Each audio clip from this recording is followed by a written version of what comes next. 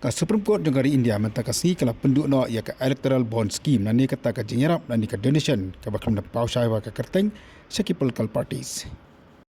Ka division bench jaka Supreme Court ka ong bahkan di ka scheme ia ka balas dang ka senam arja khat pra. Kalong unconstitutional nani kalong beawanya kalong persya ia ka constitution negara India. Bat ka penkendu ia ka right to information ba kumjuru ia ka artikel ka bakhat sau jaka constitution negara India.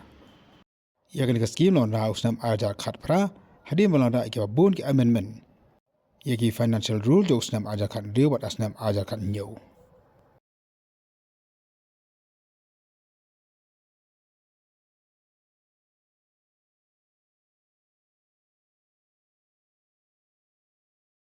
Kajing besar kelabu kajing keliru ahtu kini ka scheme kapun Kenya ya ka right to information ba kumjuru ka artikel ka khanda IWA jonggar ti sancha jonggar India.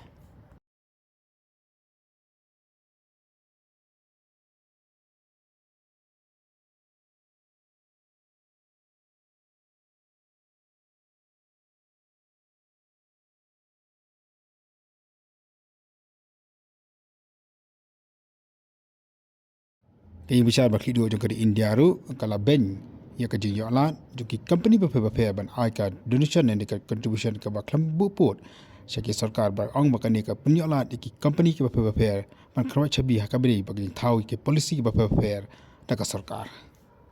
kamjuru ko ong baki company ke badu nong kila mi simatang hakani ka jinga donation kanang bar pala em ya ka jing nong ka jongki Shushu ka Supreme Court ka ong bakini ki amendment jingi rule jo snam aja kan rewa kan nyau Kailat iki company bakin ai ki donation klambu port seki political party makani kan penselori ki bakin tuklar kabri baki kam election makani ka penduno ia kata ka jengtemu ban peluang ka free and fair elections lani kata ka election ka bakhut bat ka bayak baik lani kata ka dia jin amikmat ka balai nakini sya tuklar naki bor ki manisha bar khamtam e naki company